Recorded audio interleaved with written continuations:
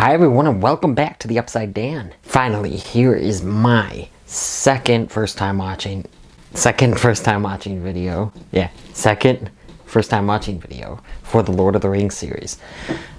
Lord of the Rings, The Two Towers, the sequel to The Fellowship of the Ring, and the middle of this great trilogy.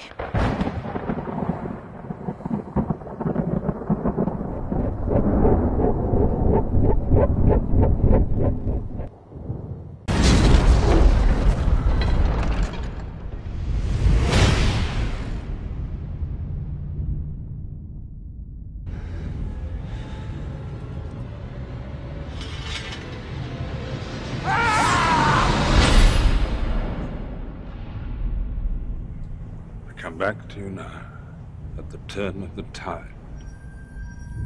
While Frodo and Sam edge closer to Mordor with the help of the shifty Gollum, the divided fellowship makes a stand against Sauron's new ally, Saruman, and his hordes of Isengard. I was very excited to start this again. Let's watch the second one. Continue the story, and I'm definitely glad that I'm doing this finally. So in my first video, I didn't get into really spoilers, but I think from now on I'm going to. I mean, this trilogy is 17 years old, and I think it's just hard to, not talk about spoilers with this trilogy. I think that there's so much to talk about, there's so much greatness in it, that you have to talk about spoilers for it. And like I said, this is 17 years old now. I loved the opening of this movie. I loved the shots. I like all the movies. I mean, I'm assuming the third one, obviously. All the movies just look so great and epic. The cinematography is amazing.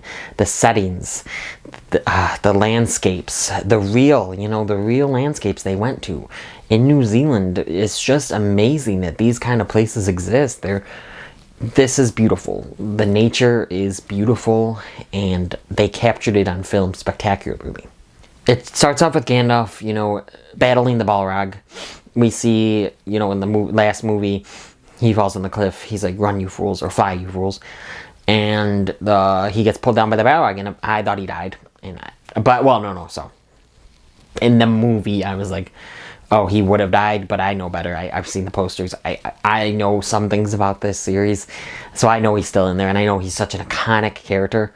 And Ian McKellen, amazing job as this character. One of my favorite characters. So anyway, he's fighting the Balrog, which is an amazing, intense, epic, action-packed scene. Very cool. Gandalf's just great, and he's fighting the Balrog, and then Frodo wakes up, so it kind of seems like it's a dream, but I'm still not sure if it's a dream or not, because as we know later, Gandalf does come back as the White Wizard. Aragorn, alright, I'm not so familiar with the names yet. Aragorn, Legolas, and Gimli, they're following this pack of Uruk-hai. They're following this pack of Uruk-hai to save Merry and Pippin, who were taken at the end of the in the last movie. They were taken by this Uruk-hai clan or whatever, and now these three in the Fellowship that are left behind from Sam and Frodo, they are going to save them. And I loved the camaraderie here. The first one built up these characters and introduced us to these great characters and this great story. But this one, of course, has more time to, build and develop them, because we already know most of these characters. I loved the camaraderie between the Fellowship, and they really care for each other. They made a pact, and they're sticking to it. They know that it's going to be dangerous to go after Merry and Pippin, but they do it anyway. Sam and Frodo, I love this one shot. I mean, I love a lot of the shots in this, but when Gollum was on the, on the rock cliff, while Frodo and Sam were down below, and then behind them on the rock cliff with the moon in the background of Gollum, was just terrific. I loved that shot.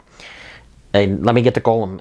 Throughout this whole movie, I think Andy Serkis does an amazing job as this character, motion capturing him, and his dialogue and everything, and the creepy tense scenes, like when he's talking back and forth to himself.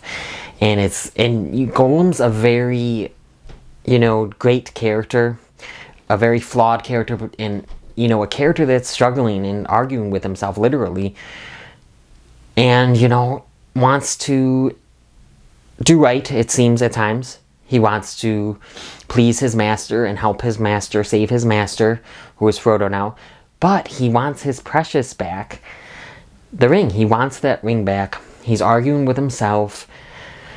He has multiple personalities. He's flawed, but he's an amazing character. I really think so. And I think, honestly, this movie at least wouldn't be as great. It's so great. Without him, I think he adds so much to this story, and he's so important and integral to the story. And yeah, Gollum was a highlight to me. And there's also suspense and, intrigue with this character, because he's arguing with himself, so you don't know, is he going to actually help them, or is he going to try to kill them? He did try. So that was just another great aspect of it.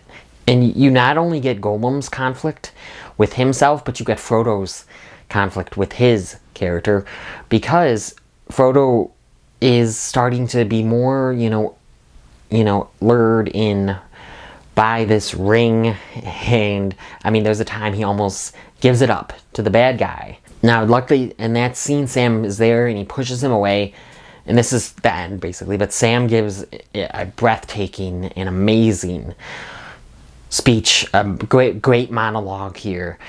Just so intriguing and, inspirational, and very well written, very well acted, very well directed.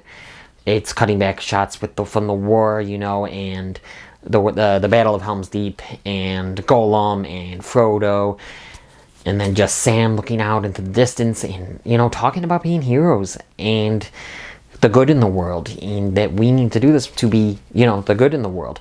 And I think that is just very great writing. Again, directing, Peter Jackson does a brilliant job yet again.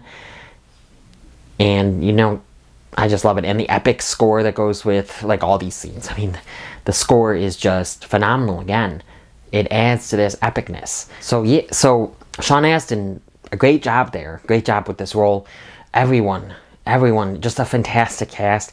Everyone does so great in their roles. They bring these characters from book to screen, with almost perfection. So we're kind of splitting between three plots here. Three plot lines, Merry and Pippin. And some of their stuff, especially when they get to the tree beard. I thought the trees, the tree beard guy and tree hoarder, I think, or tree herder. I didn't look this one up, sorry. Anyway, I think that they looked really cool. But some of the scenes when they're just walking, it's kind of just slow and boring for me. And that is when I really felt the length in this movie.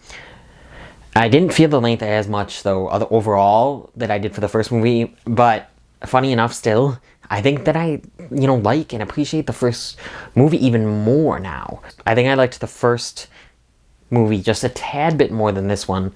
Both fantastic, though. I loved the scene when Gandalf gets to the kingdom, and the king who's being kind of possessed by Saruman, and Gandalf kind of performs an exorcism on him and brings him in, and it's just a really great, powerful scene from Ian McKellen and all the cast involved. I really liked this plotline, and of course, Frodo and Samwise and Gollum, I loved their plot lines. Merry and Pippin are fine, but like I said, some of the tree stuff did drag. So, Saruman was never expecting Gandalf probably to even be alive, but let alone be the White Wizard now. Throughout this movie, you do get more character development, like I said, because the first one was setting up these characters, and now this one gives more character development. You find out why, some characters joined that meeting and wanted to, make this oath to join the Fellowship of the Ring.